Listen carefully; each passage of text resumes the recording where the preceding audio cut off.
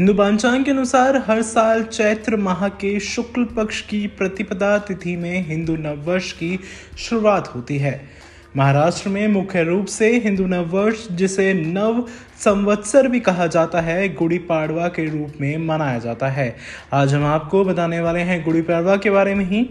गुड़ी पाड़वा का भारत के दक्षिणी राज्यों में उगादी के नाम से भी जाना जाता है। गुड़ी पाड़वा दो शब्दों से मिलकर बना हुआ है। गुड़ी शब्द का अर्थ होता है विजय पताका और पड़वा का अर्थ होता है चैत्र माह के शुक्ल पक्ष की प्रतिपदा तिथि यानी गुड़ी पड़वा के मौके पर लोग अपने घर में विजय पताका के रूप में गुड़ी सजाते हैं और उत्साह के साथ इसे मनाया जाता है। ऐसे में मान्यता ये है कि गुड़ी पड़वा पर्व को मनाने पर घर में सुख और समृद्धि आती है और घर की नकारात्मक ऊर्जाएं भी खत्म हो जाती हैं। अब इस त्योहार के खास बातों के बारे में आपको बताते हैं और ये भी बताते हैं कि कैसे ये मनाया जाता है। अंग्रेजी कैलेंडर के अनुसार इस बार गुड़ी पड़वा का त्योहार 9 अप्रैल को है। इस दिन सुबह सूर्योदय से पहले स्नान आदि करके विजय के प्रतीक के रूप में घर के अंदर सुंदर गुड़ी लगाकर और उसका पूजन किया जाता है। इसी के साथ ही ऐसी भी मान्यता है कि ऐसा करने से घर की नकारात्मकता दूर होती है और घर में सुख समृद्धि, सुख शांति, खुशहाली आती है। ये पर्व कर्नाटक, महाराष्ट्र, गोवा, आंध्र प्रदेश में मनाया जाता है। गुड़ी पड़वा का दिन स्वास्थ्य की दृष्टि से भी काफी ज्यादा महत्वपूर्ण माना जाता है। इस दिन सबसे खास तरह के पकवान श्रीखंड, पूरन पोली, खीर आदि बनाए जाते हैं। गुड़ी पड़वा पर लोग अपने घरों की सफाई करके मुख्य द्वार पर रंगोली बनाई जाती है और आम या अशोक के पत्तों से अपने घर में तोरण बांधते हैं।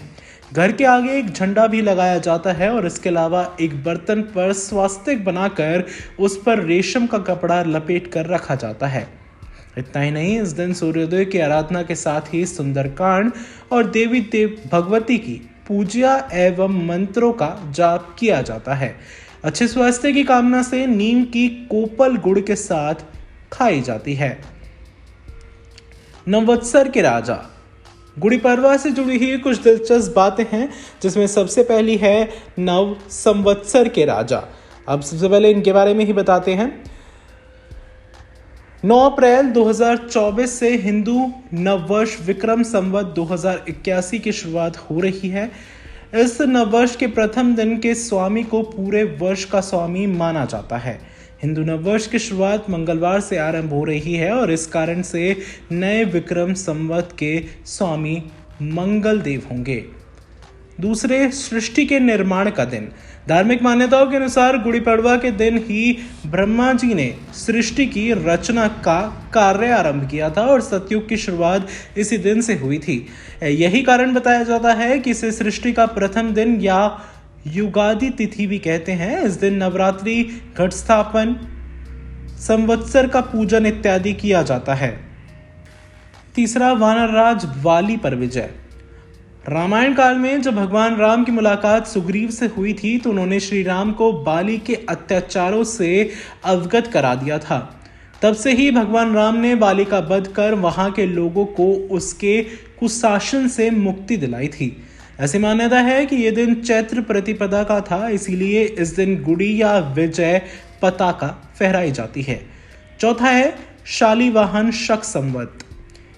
एक ऐतिहासिक कथा के अनुसार शालीवाहन नामक एक कुम्हार के लड़के ने मिट्टी के सैनिकों की सेना बनाई और उस पर पानी छिड़क कर उनमें प्राण फूंक दिए और इस सेना की मदद से दुश्मन जितने भी थे उनको पराजित कर दिया।